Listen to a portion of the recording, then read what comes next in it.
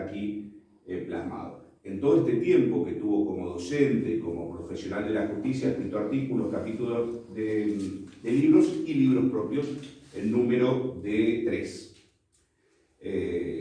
Son libros que no solamente están pensados para el público profesional, todos de ellos sí, pero uno para la comunidad general, y tienen que ver con la situación de los derechos humanos en temas referidos al Holocausto y la persecución religiosa. Siendo muy breve, hay un área de su vida profesional que quiero destacar. Como saben, si alguno no lo sabe, lo quiero poner en conocimiento porque parece que es fundamental. Ha llevado adelante muy destacadas causas en donde se destacan cuestiones como de lesa humanidad. Pensemos algo que nos toca muy cerca aquí en Moreno, en la causa del primer cuerpo del ejército, causas vinculadas con la corrupción, sobornos del Senado y demás, y causas en donde se ha puesto incluso en juego el sistema democrático. Recuerda la causa de inteligencia interna de la Armada, que creo estuvo también a tu cargo. Entonces, de vuelta, en juego, en causas que han pasado por las manos del doctor Rafecas, han estado la memoria del pueblo, la defensa de las arcas del pueblo y también incluso el resguardo del sistema electoral del pueblo. En esas causas investigó, procesó, siempre ajustado a derecho a militares, políticos de primera línea e incluso a espías. Lo que quiero decir con esto es que estamos frente a un juez que es valiente, que no ha dudado cuando ha tenido que enfrentarse al poder y, conforme a derecho, llevar ese poder frente a la justicia. Y requiere valentía, por supuesto, incluso para un magistrado federal hurgar en eso que alguna vez se denominó continuo ministerio los sótanos de la democracia, ¿no? Esos lugares a donde nadie quiere mirar. Fuera de lo profesional, que es a lo que me acabo de referir, hay algo que quiero destacar también de su vida ciudadana, porque más allá de su formación religiosa de origen, se terminó convirtiendo en un referente de consulta para la colectividad judía en el país y en el mundo. Su entendimiento profundo de la temática de derechos humanos, sumado a su compromiso, acercándose a uno de esos grupos especialmente perseguidos en nuestra sociedad histórica, lo colocó en ese lugar. Y eso es muy destacable, porque lo cierto es que podría haber elegido, como hacen muchos jueces, quedarse en la torre de marfil de la magistratura, y bajó como ciudadano a la sociedad y puso su conocimiento a disposición. Y eso me parece que también lo tenemos que destacar. Un juez que no habla solamente por sus fallos, como se solía decir, sino también por su compromiso con una o varias causas, ¿no? Bajando de esa torre de marfil que a veces sale en Comodoro Pi. Y por último quiero decir algo de su vida privada. Uno que ejerce en la profesión, por supuesto, conoce jueces y funcionarios federales, pero no hace falta ejercer la profesión para conocer de Daniel Rafecas. Es por lo menos el único juez que conozco que cuenta su día a día, cuenta de su vida académica, cuenta de su familia. Sé que tiene 55 años, que hace 22 que está casado, y no porque lo conozca, lo sigo en Instagram, digamos. Eso humaniza al juez y eso nos hace falta. Y me parece que hay que destacarlo. Por último, y muy brevemente, les cuento que he tenido el placer de leer el libro que va a presentar hoy. No lo leí con ocasión de la visita, sino por fines mucho más espurios. Yo tenía una causa en un juzgado que subrogaba él, me estaba yendo muy mal con esa causa y dije, bueno, publico un libro, lo voy a leer de pe a pa y cuando encuentre alguna incoherencia con alguno de los despachos con lo que me está torturando, se lo voy a tirar por la cabeza. Finalmente no ocurrió, mi plan maquiavélico zozobró. Sus despachos judiciales, sus resoluciones judiciales son muy coherentes con lo que dice el libro y me parece que eso destaca el valor que este libro tiene. Este libro me parece que es el producto del académico Rafecas de la mano del juez Rafecas. Me parece que contiene la teoría sustentada con el puntal de los casos que fue viviendo, algunos de los cuales les conté y muchos otros de los cuales no nos daría toda la noche de hoy para contarles. Así que, sin más prolegómenos y sin más introducciones, yo los invito a leer el libro y a escuchar del autor su presentación. Muy bien.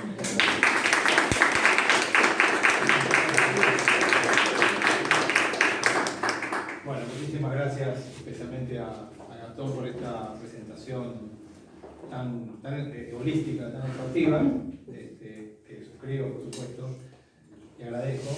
Y bueno, también a las autoridades presentes, al Colegio de Abogados de Moreno y General Rodríguez, al Colegio de Magistrados. magistrados también local. Estoy muy contento de estar aquí con ustedes una vez más. No es la primera vez que visito esta jurisdicción por distintas razones. Así que siempre es muy grato y bueno, les agradezco también a ustedes por estar aquí hoy presentes para compartir esta presentación.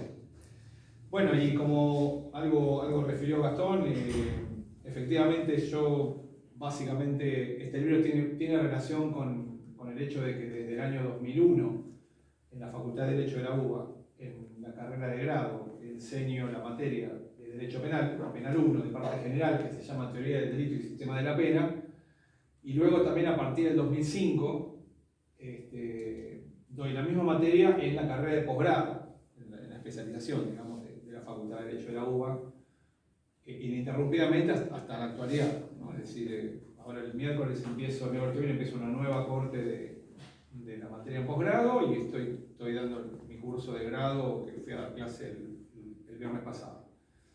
Así que es algo que es absolutamente contemporáneo. Y bueno, especialmente, digamos, a partir de mi actividad académica en la Facultad de Derecho, en todos estos años, no solamente por el contacto con las alumnas, los alumnos, los graduados, digamos, con los cuales se generan debates, cuestionamientos, planteos, que hacen que uno visite y revisite las teorías, las corrientes, ¿no? Y esté todo el tiempo pensando en esta materia, en lo que es el derecho penal, sino además también que, bueno, tanto en la Facultad de Derecho de la UBA como en otros ámbitos, en todos estos años uno ha participado también de seminarios, de contactos con otros profesores, lecturas, textos. Además de que yo mismo también en su momento soy egresado de la carrera de especialización de la UBA y después, bueno, me doctoré también. Así que... Y la cuestión era entonces que yo tenía un viejo anhelo y un viejo proyecto de escribir esta obra desde hacía ya unos cuantos años. Era una cuenta pendiente que tenía,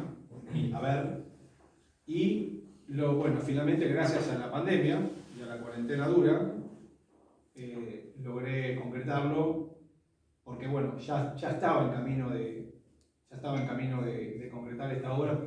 En realidad la historia es un poquito previa y se vincula con algo que mencionaba recién Eduardo, de esta cuestión de los 2 tercios y de la falta de consenso. Bueno, como todos saben, en su momento el actual presidente me propuso para ser Procurador General de la Nación, en la vacante que dejó en su momento Alejandra Gil Carbó y que en su momento ocupó uno de mis maestros, que fue Esteban Rigui, con el cual tuve el gusto de trabajar un año antes de ser juez federal. Y entonces, desde el momento en que el que iba a ser presidente, allá por octubre del 2019, me hizo saber que era la intención del gobierno que iba a asumir en diciembre, digamos, por ponerme para ese cargo, yo dije, bueno, ahora o nunca, antes de asumir, yo estimaba que posiblemente el cargo podía llegar a acceder para abril o mayo o junio del año 2020, dije, ahora o nunca me pongo a escribir esto, porque si no, nunca más lo iba a poder escribir. Bueno, así fue que empecé ese verano.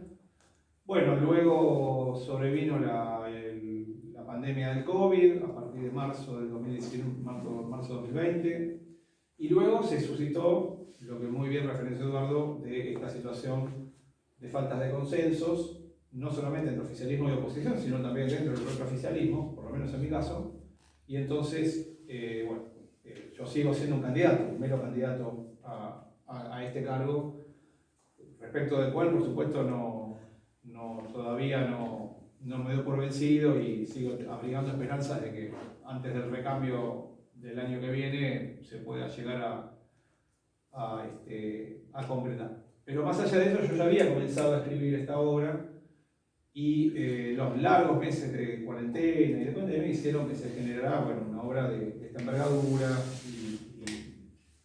y que viera la luz entonces a fines del año pasado. Este libro fue publicado en octubre del 2021 y bueno, les contaba a los colegas recién que evidentemente era un libro que estaba, bueno, que en algunos aspectos estaba siendo demandado o era necesario porque la primera edición se agotó antes de fin de año, Salió una segunda edición para febrero que se agotó para mediados de año, y esta es la tercera edición del libro que se está, se está multiplicando, digamos, los cursos y las cátedras en todo el país que la están utilizando como material de estudio, tanto en grado como en posgrado. Pero además también se está utilizando muchísimo en todo el país para los profesionales, abogados, abogadas, funcionarios, funcionarias que están aspirando a ser designados como jueces, o como fiscales, o como defensores públicos, o como camaristas. Tienen que rendir un examen, entonces tienen que prepararse, y resulta que esta obra entonces está siendo muy útil para ese manejo, ¿no? Me llegan comentarios o contactos de todo el país prácticamente, porque ustedes saben, prácticamente en todas las provincias los mecanismos de designación de magistrados son más o menos similares, también en el orden federal, por supuesto, y entonces yo creo que, tan importante ha sido la demanda de parte para los cursos, como también la demanda de los profesionales o funcionarios que aspiran a ascender o a ser seleccionados para un cargo judicial. Bueno, el libro responde a una tradición de doctrina nacional. Por supuesto, está enmarcado en el esquema finalista de acción, ¿no? Que es hoy es absolutamente dominante en el escenario, digamos, de la dogmática penal continental, pero tiene una característica, digamos, genérica que atraviesa todos los contenidos de la obra, y es que se desmarca un poco de la influencia del penalismo alemán, que en esta materia es muy influyente. Todos los docentes y investigadores del ámbito penal nos nutrimos de los profesores alemanes, del derecho penal alemán, pero hay que tomarlo con cierta prudencia y con pinzas, porque la cultura penal alemana, la idiosincrasia alemana y la legislación penal alemana tiene algunos matices y algunas diferencias con la cultura penal y la legislación penal argentina. Especialmente en el sentido de que desde fines del siglo XIX hasta la actualidad, con mayor o menor intensidad, pero toda la cultura penal alemana tiene un sesgo, tiene una inclinación o una decantación. Les interesa especialmente perseguir y castigar la vocación del autor por violar la norma, es decir, el aspecto subjetivo, el dolo del autor, o la parte de lo que se llama el disvalor de acción, ¿no? Es decir, la inclinación del autor por enfrentarse a la norma, por violar la norma, es lo que más le importa reprimir, digamos, en el ámbito penal alemán. Y subordinando a esta principal orientación, subordinado a ello la cuestión de la afectación concreta de un interés o de un valor o de un bien jurídico. Es decir, que alguien se haya visto afectado, en definitiva, en sus intereses, ¿no? Lo que se llama el disvalor del resultado. En general, en el penalismo alemán, con mayor o menor intensidad, y dependiendo de las épocas, pero siempre, incluso los profesores más respetados y más prestigiosos y más liberales, tienen esta preferencia, porque forma parte de la idiosincrasia. La violación a la norma en el primer orden de consideración. En la cultura penal latinoamericana esto no es así. Nosotros también, por influencia un poco también de la Constitución norteamericana y de los primeros penalistas, no solamente penalistas, sino también filósofos del derecho, en general en la doctrina nacional nosotros tenemos una mirada de asignarle un equilibrio a estos dos intereses. A la violación de la norma, es decir, al disvalor de acción, y al disvalor del resultado o la afectación del bien jurídico, digamos. Bueno, el libro respeta esa tradición que además está consagrada en la Constitución. Es decir, la Constitución argentina tiene unas pautas para el ámbito penal que no tiene la Constitución alemana. O sea, nosotros tenemos, por ejemplo, consagrado el principio de lesividad en el artículo 19 constitucional, cuando dice algo así como que las acciones privadas de las personas que no trasciendan a terceros quedan reservadas a Dios y exentas de la autoridad de los magistrados. Bueno, ahí está consagrado el principio constitucional de lesividad, es decir, que para nosotros la cuestión de antigüedad de resultado es prioritaria y fundamental, y es una condición sine qua non. Bueno, esto no es así en Alemania. En Alemania se puede perseguir penalmente situaciones por puro disvalor de acción. Y esto, créanme, lo dicen todos los penalistas alemanes, hasta los más progresistas y liberales. Cuando llega el momento, en situaciones críticas, todos acceden a esta situación. Bueno, esto no es posible en la Argentina, por vigencia del artículo 19 de la Constitución. Y un poco, la clave, digamos, o la orientación que tiene el libro ya está en el título, ¿no? El libro no es derecho penal a secas, sino derecho penal sobre bases constitucionales. Porque si hay algo que yo aprendí en 20 años de docencia y casi 20 de ejercicio de la jurisdicción, es que en definitiva los conceptos con los que nosotros nos manejamos como abogados litigantes, como jueces, como fiscales, como defensores públicos del derecho penal, en definitiva, de una u otra manera se remiten al derecho constitucional. De una u otra manera termina siendo una cuestión del principio de estricta legalidad, o del principio de lesividad, o del principio de culpabilidad. Y si se quiere, también del principio de última ratio. Pero no se sale de esto. En definitiva, yo me puedo autorreferenciar como profesor de derecho penal, pero en el fondo soy profesor de derecho constitucional. En el fondo, esto es derecho constitucional aplicado. ¿Aplicado a qué? A un puñado de garantías penales consagradas en la Constitución y en los tratados internacionales de derechos humanos. Entonces, el libro está, respeta a rajatabla ese punto de partida. Por supuesto, para ello me baso en autores previos, ¿no?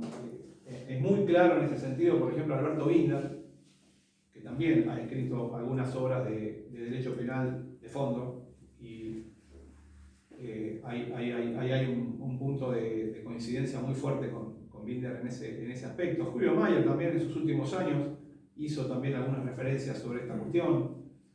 En general, los autores que provienen del ámbito del penalismo liberal, ¿no? o también del ámbito procesal penal. Fuera de ello, después, el libro tiene una estructura bastante predecible, que es que hay un primer tramo de descripción fáctica, digamos, de cómo funcionan los sistemas penales en nuestra región, y ahí está el concepto de vulnerabilidad, el concepto de selectividad, el concepto de sistema penal subterráneo, cómo funcionan las distintas agencias que forman parte del sistema penal. Ya hoy en día no es posible quedarnos con la descripción del sistema penal solamente a partir de la interacción entre policías, jueces y fiscales y penitenciarios. Hoy en día hay otros actores, por ejemplo los medios masivos de comunicación, que tienen una actividad permanente y cotidiana, que interactúan e impactan e influyen en el sistema penal todos los días. Y ejercen su influencia y tienen sus propios fines que colisionan con los fines públicos que tienen las otras agencias. Así que está esto también reconocido, descrito como parte descriptiva del funcionamiento del sistema penal. Luego, por supuesto, hay una teoría de la pena, hay una fundamentación del castigo penal, que se basa en este caso en la obra de Luigi Ferraioli, Derecho y Razón, donde se desarrolla un poco más, en términos de que el castigo penal se fundamenta en la retribución hacia el autor por haber realizado el hecho ilícitos con el límite de la culpabilidad. Hay una crítica a las teorías preventivas y a las teorías absolutas. Y luego sí, los dos tercios finales están estructurados de acuerdo a las fórmulas clásicas de teoría del delito, tipo conducta, tipicidad, antipublicidad, culpabilidad, y hay finalmente 2 capítulos complementarios que son los de autoría y participación y de formas imperfectas de realización del tipo, es decir, preparación, tentativa, consumación. En donde, bueno, ahí lo que se ofrece al lector es una mirada muy actual, hay como una actualización en todas las áreas y en todos los temas a partir de la doctrina más actual, tanto en España como en Alemania como en Argentina. Por ejemplo, en materia de imputación objetiva, en materia de dolo, en materia de legítima defensa, en materia de culpabilidad, coautoría, instigación, muchos temas, hay muchas novedades interesantes que están condensadas en el libro. Y lo que me gustaría destacar en ese sentido es que además hay algo que después de publicado el libro terminé cayendo en la cuenta, y es que, no sé si ustedes lo comparten, pero en términos de trabajos de doctrina nacional, ¿no? Los manuales, los tratados de autores argentinos, desde los clásicos, Soler, Núñez, Fontana Balestra, pasando por los intermedios, como, no sé, como Creus o Padre o algunos otros, hasta los actuales, Righi, Zaffaroni, no es común que los autores de dogmática penal argentina o de parte general en Argentina, no sé por qué razón, pero no hay un aprovechamiento de los fallos judiciales, que muchas veces son muy interesantes y muy ricos, y sientan jurisprudencia, y son conocidos por todos aparte. Digamos, son casos, y esto no sé por qué razón, no hay prácticamente antecedentes de una obra de parte general que haga un aprovechamiento intensivo de la jurisprudencia argentina, de la jurisprudencia nacional. Por ejemplo, la sentencia condenatoria en el caso Cabezas, del Tribunal Oral de Dolores, confirmado por la Corte Suprema de Justicia. Bueno, yo me la conseguí, me la leí, es interesantísima. Hay unos problemas muy interesantes de autoría y participación, de consumación, de instigación. Está citado en el libro y apoyada, digamos, por el autor, la decisión del Tribunal de Dolores, en ese caso, por ejemplo, de condenar como instigador a Gregorio Ríos.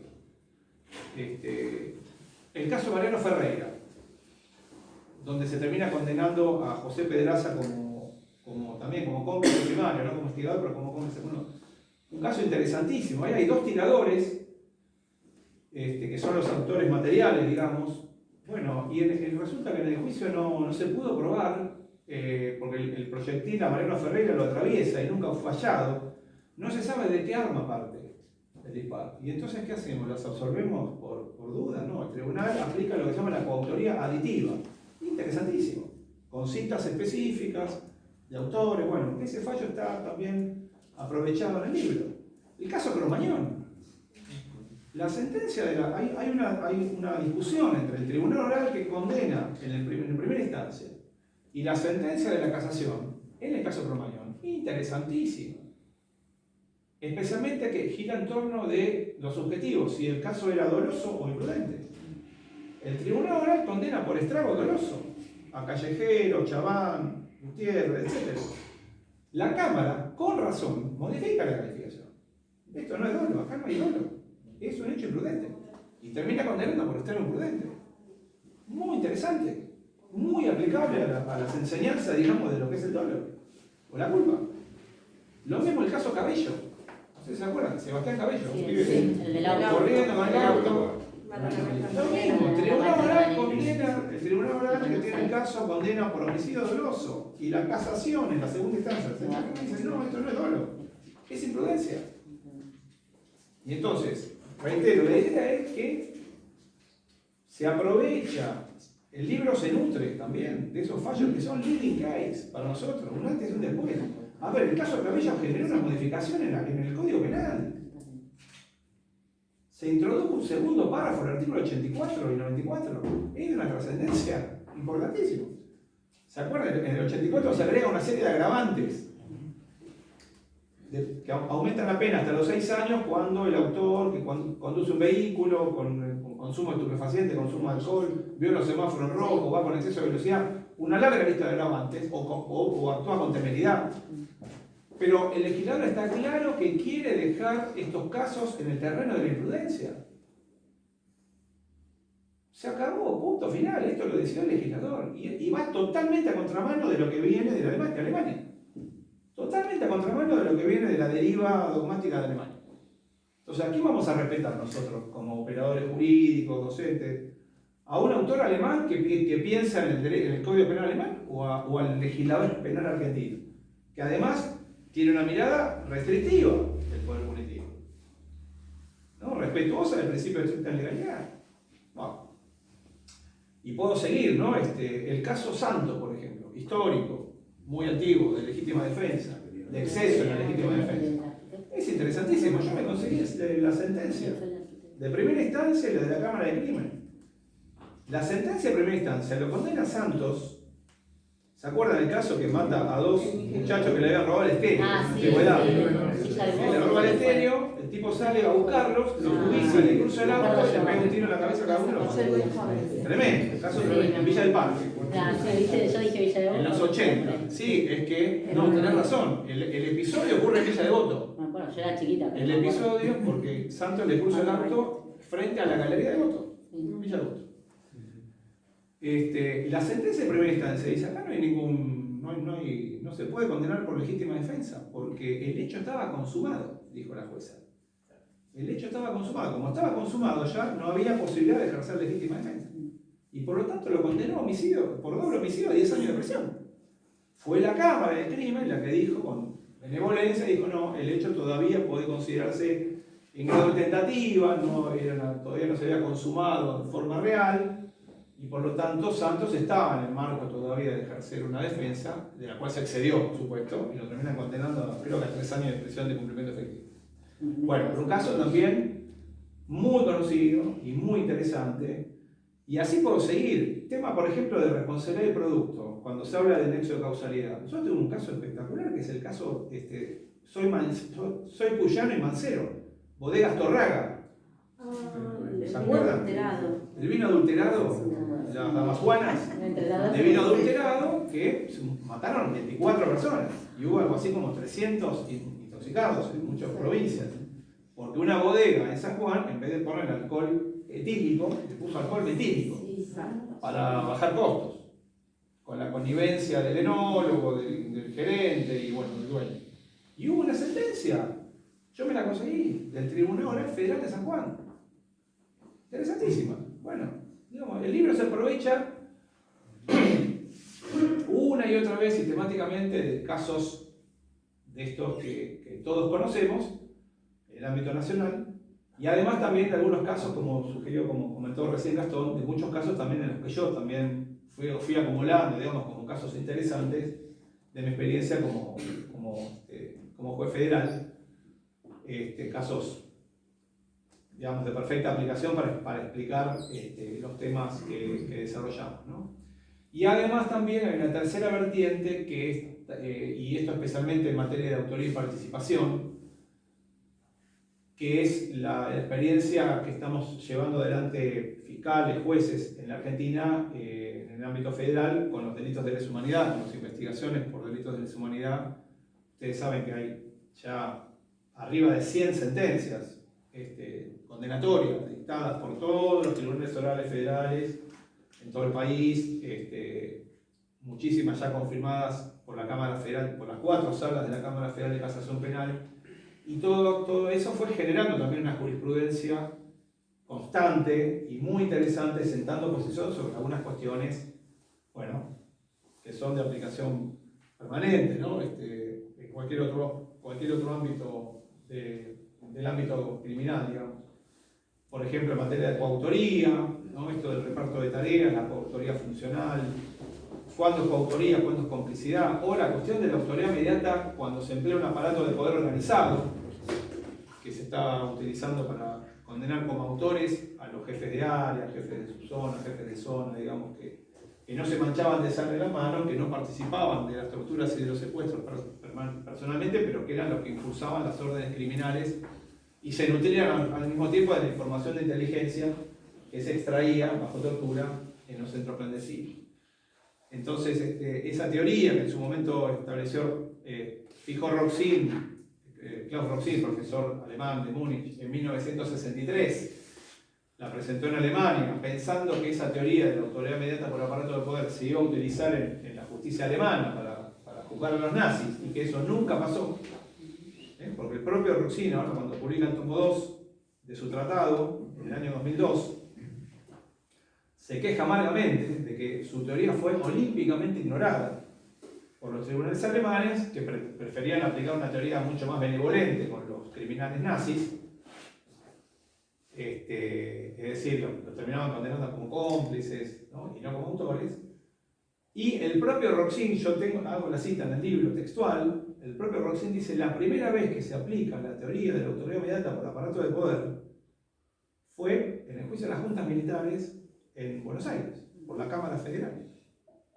El juicio de las juntas militares fue la primera vez que se aplica la teoría de la autoridad inmediata por aparato de poder. Y por eso se condena a Videla, Macera, Agosti, etc., como autores, y no como cómplices, ¿no?, de los delitos que cometieron. Bueno, en fin, eso también me parece que es algo muy interesante, y bueno, por supuesto, imagínense que en mi caso también, yo la tuve que aplicar muchas veces para este tipo de mandos medios y altos del aparato represivo, así que hay un capítulo especial dedicado a esa cuestión, pero además la de la autoridad inmediata por aparato de poder también es perfectamente aplicable también en ámbitos criminales no estatales, ¿no? Hay todo un desarrollo teórico, especialmente en España, sobre este tema, muy interesante, bueno, así que está todo ahí también plasmado. Bueno, yo podría hablar mucho más de los contenidos específicos del libro, pero no creo que sea la idea.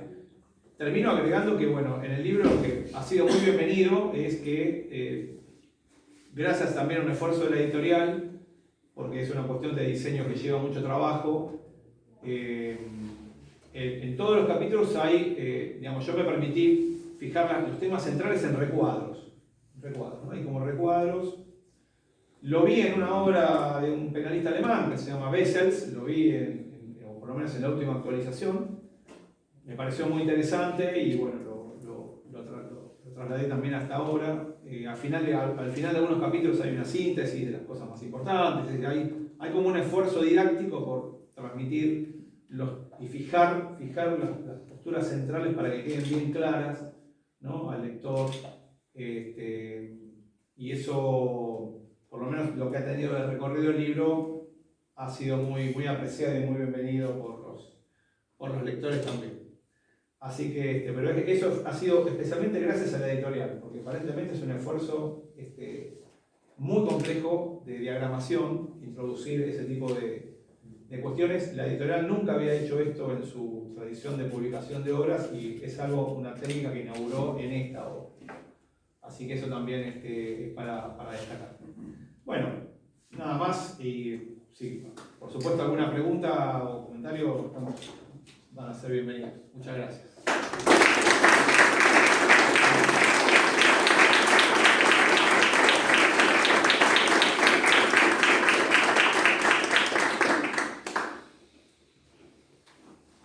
Yo para romper el hielo. Sí, Yo simplemente para romper el hielo, un comentario. Me parece que después de la presentación del doctor lo tenés que llevar a otro lado. Puede pasar una factura. Vamos a contratar a Gastón. Yo tengo una pregunta más técnica de cómo se aborda el tema de la omisión en la obra, porque puntualmente, teniendo en cuenta que toda la teoría del delito la traemos del código alemán, que es bien distinta a la omisión en el código alemán, donde sí tiene una cláusula que permite trabajar el tema de la omisión, y acá como que lo metemos por la tangente, cómo la trata la obra. Y segundo, si bien lo menciona, estas nuevas corrientes que básicamente, quizá me equivoco, de nuevos autores alemanes que tratan el dolo casi como si fuera conocimiento solamente, olvidando la la voluntad del autor, Exacto. cómo se noto algunos autores o algunos poetas argentinos que están como, Sí. se excitan por aplicarla acá y como yo como mi hijo queriendo meter en el cuadrado el cosito del triángulo, o sea, no entra. O Exactamente. sea, Tal cual. ¿cómo se aborda la obra? Bueno, gracias por los comentarios. Sí, respecto de la primera cuestión, cuando, siguiendo un poco la línea en general de los manuales, vieron que la teoría del delito, no quiero aburrirlo con esto, pero la teoría del delito tiene como un edificio central que son estos filtros: la conducta, la tipicidad, la antijuricidad y la culpabilidad. Para desarrollar esos 4 filtros, hay como se ha generado como una especie de consenso, de acuerdo entre el lector y el autor de los manuales, en el sentido de que se parte de que, para hacer esa evaluación, se parte de un suceso que está consumado, de un suceso que lo comete un único autor, y no varios, de un suceso que es doloso y que es activo, es decir, que hay un nexo de causalidad y una acción. Y luego, como complementos de ese edificio central, aparecen, y aquí están a continuación de ese edificio central, en el capítulo 8, la tipicidad imprudente, y luego en el capítulo 9, la tipicidad omisiva, que es a lo que vos te referís. Y luego lo que les decía, tentativa, autoría y participación. En el capítulo de la tipicidad omisiva, es una cuestión que volví a revisitar en estos meses de pandemia, ¿no? Yo me divertía leyendo a los autores alemanes y españoles, entre otros, en estos temas. La conclusión que yo extraí en materia de omisión es que hay un gran referente en Alemania que ha escrito cosas que nadie pudo superar en materia de omisión, que es Armin Kaufmann, que es tal vez el discípulo más destacado y sucesor de nada menos que de Belsen, y que publicó allá por los años 70 una obra que nunca más pudo ser superada y que ahora felizmente se ha traducido al castellano por Marcial Pons. Yo lo acabo de conseguir el libro. Y después en España hay 2 grandes autores, o diría 3 grandes autores, que han escrito también muy profundamente sobre omisión, que son Jesús Silva Sánchez en Barcelona, Diego Manuel Luzón Peña en Alcalá y Jim Bernat en Madrid. Todos ellos, las máximas autoridades y expertos en tipicidad omisiva, dicen, hay un punto de partida que están todos de acuerdo. No hay necesidad de tipificar la omisión en la parte general. No hay ninguna necesidad. Las figuras omisivas se deducen de los núcleos típicos. El matar, da igual que la víctima muera a partir de un cuchillazo o porque la madre deja de alimentar al niño recién nacido. El torturado es igualmente torturado si le pasamos picana eléctrica o si lo matamos de hambre o de sed en la celda teniendo disponible la comida o el agua. Y lo tenemos 5 días sin comer y está torturado, tiene un agudísimo sufrimiento psíquico y físico, exactamente el mismo resultado al decir. En uno es acción, en otro es omisión, pero no hay una mayor diferencia. Yo sigo esa vertiente, obviamente, pero, digamos, aprovecho para comentar que estamos, en lo que yo veo del panorama de doctrina y jurisprudencia argentina, estamos muy atrasados. En este punto estamos muy atrasados. Porque ha habido una muy importante evolución en lo que son las posiciones de garantía. Y nosotros acá en Argentina seguimos con las posiciones rígidas de la ley, del contrato, de la injerencia, que no corre más eso. Eso no se aplica más, no existe más ni en doctrina ni en jurisprudencia en el ámbito comparado. Hoy en día se utilizan 2 posiciones genéricas, que son los deberes de supervisión o de control, y que son, por ejemplo, los padres respecto de los niños menores, etc. Y después los deberes de control sobre una fuente de peligro, para que no se deteriore, para que no se dañe, etc. Y estas son las 2 grandes posiciones de garantía, y es un sistema que funciona perfectamente bien. Bueno, eso está todo detallado en el libro. Respecto a la segunda cuestión, yo coincido con vos en todo lo que mencionás. Lo vivo en la Facultad de Derecho de la UBA, tengo colegas catedráticos, profesores como yo, que están deslumbrados con esta cuestión, no de ahora, de hace un tiempo. Esto lo inaugura Bacigalupo. Bacigalupo, cuando publica su manual de Derecho Penal versión del año 2000, que se ve muy influenciado por el pensamiento de Jacobs, entre otras cuestiones, dice con todas las letras lo que dice Jacobs en el tratado, de que el dolo es conocimiento y nada más, y asumen y se hacen cargo de las consecuencias, de que todos los casos de culpa con representación pasan a ser de dolo eventual. Es una cosa, pero de unas consecuencias, y asumen las consecuencias, lo dice con todas las letras. Bueno, Bacigalupo arrastró a Righi, Righi arrastró a Rocconi, y así van cayendo las fichas. La cátedra de Dona también tiene muchos autores y profesores que también están como deslumbrados con esta postura. Yo me mantengo firme y estoy como escandalizado con esta cuestión, y en el libro hay una postura totalmente contraria, defensora del elemento volitivo, de la voluntad como concepto central del dolo, y me planto ahí y bueno, me hago cargo de las consecuencias, digamos, pero voy, en ese sentido, voy contra la corriente que muy fuertemente viene de Alemania en ese sentido, y que va en contra de lo que establece el artículo 42, de la interpretación restrictiva que tenemos que hacer, ¿no?, del dolo. Pero bueno.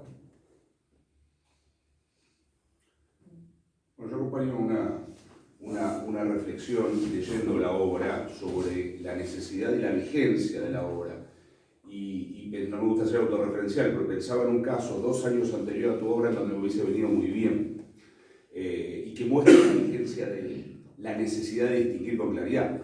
Muy brevemente, es el caso de una chica que estaba conduciendo un vehículo, se introdujo al habitáculo de un ladrón, le pega un codazo, le roba el celular, se sube una moto, esta chica le da persecución a lo largo de 4 cuadras, en exceso de velocidad, pega un volantazo, choca la moto, muere el conductor y queda gravemente herido quien le había sustraído el celular. ¿Cómo entra este tema a la justicia? Homicidio con dolo eventual. Así entró en la primera instancia. La Cámara entendió que era un exceso en la legítima defensa. Y finalmente, el Tribunal Oral logré, muy felizmente para mí, la absolución por legítima defensa. Con esto, ¿qué quiero decir? La necesidad que tenemos, por lo menos quienes nos dedicamos al derecho penal, de tener un manejo fluido de las diferencias entre culpa con representación y dolo eventual, que pueden parecer cuestiones de las nubes de Úbeda, pero no lo son muy vigentes. Me hubiese sido, yo tuve que ir a Kaufman para charlarle al juez, porque fue unipersonal en aquel momento del Tribunal Oral, pero me hubiese sido de mucha utilidad tener las precisiones de su libro que no encontré en maestros a los cuales yo sigo, como Maggie Binder, por ejemplo. Es mucho más práctico en ese sentido. Así que, más que una pregunta, sino una reflexión sobre la vigencia del libro en ese aspecto. Sí, el libro parte en definitiva, de una interpretación restrictiva del dolo eventual, que es para mí una propuesta de volver a las fuentes y volver al sentido común, ¿no? Es decir, que el dolo, para que haya dolo, tiene que haber intención y voluntad. Es decir, que el autor por lo menos haya incorporado como querido ese resultado, o como aceptado ese resultado en su plan, digamos, ¿no? Su propósito y su plan. Con lo cual es como un regreso a las fuentes, un regreso a lo razonable, a la prudencia, al sentido común, muy lejos de estas tendencias que pretenden expandir el dolo, bueno, muy por afuera y violando el principio de estricta legalidad, que también se aplica para la parte general, para las cláusulas de la parte general del Código Penal. ¿Alguna pregunta más? Sin miedo. Nahuel, que te veo ahí atrás, y vos sos un gran conocedor de estos temas. Te pongo en el foco. Me quedo con escuchar, agradezco De paso lo presentamos, Nahuel Berrier, secretario de Justicia y Derechos Humanos de este municipio. Y él también. Experto también en estos temas de lesa humanidad. Qué bueno.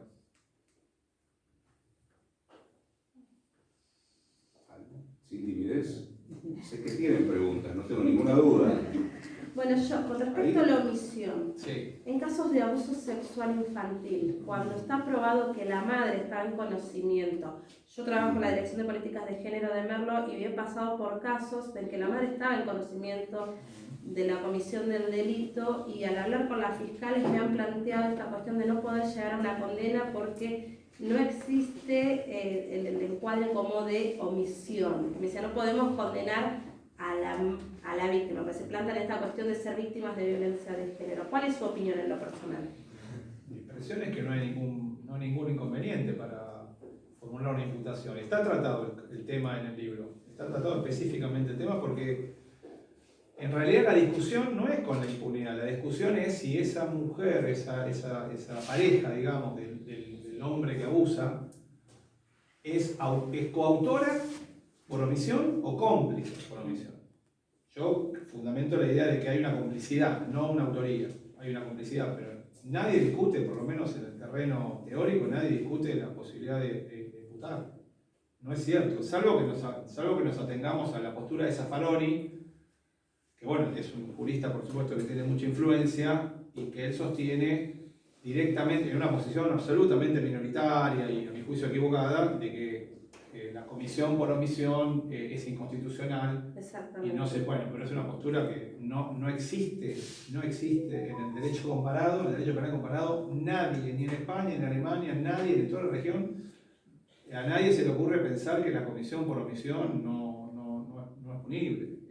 Es una postura, bueno, que yo por supuesto no la comparto, en donde se confunde un problema constitucional de legalidad con una cuestión semántica de cómo definimos torturar o matar o defraudar, digamos. Pero bueno, hay mucha gente, muchos juristas, profesores, docentes que siguen la postura de Zaffaroni y entonces en materia de omisión, si el tipo penal lo dice por acción o por omisión, pareciera entonces que no podemos avanzar. Pero fuera de Zaffaroni, todo el resto de la doctrina considera que un caso como estos son perfectamente punibles. A mi juicio, en complicidad, no como autoría, pero sí como complicidad.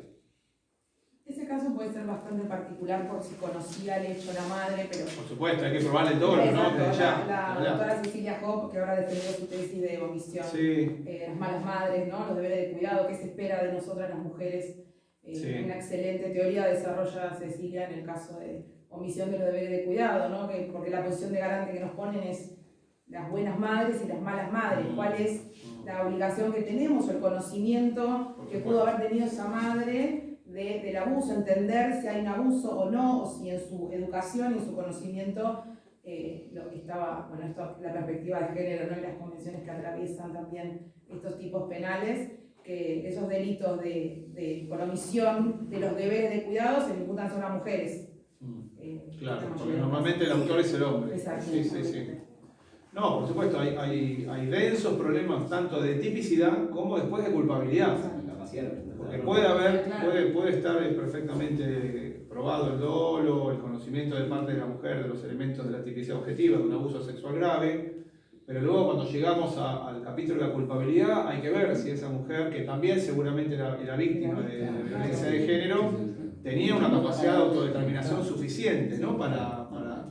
Y además está la cuestión, además se suma la cuestión de la vulnerabilidad. Normalmente son por ahí grupos familiares muy humildes, de los sectores más bajos. Bueno, todo ese tema también se trata en el libro, porque yo a nivel de culpabilidad planteo que, además de las cuestiones clásicas de culpabilidad, que son la inimputabilidad plena, el error de prohibición invencible, hay un montón de cuestiones de culpabilidad cuantitativa que al menos pueden atenuar el reproche, ¿no? Atenuarlo, hasta por ahí llegar a la absolución. Y entre ellas están estas cuestiones, la alta vulnerabilidad, la imposibilidad, la inexigibilidad de hablar de otro modo, ¿no? Que está reconocida también. Así que es un problema de culpabilidad, no de tipicidad. Exactamente. Sí, por eso. O sea, pasa el filtro de la tipicidad, pero habría un problema con la culpabilidad si esa mujer tiene una indefensión adquirida, por ejemplo, que le impida sobreponerse a esa conducta reprochable. Sí, o su personalidad está completamente anulada por el poder de violencia seguramente de su víctima pareja. también es eso. Exacto, por eso. Creo que la generalidad es que víctima. Zaffaroni tiene un texto muy chiquito que era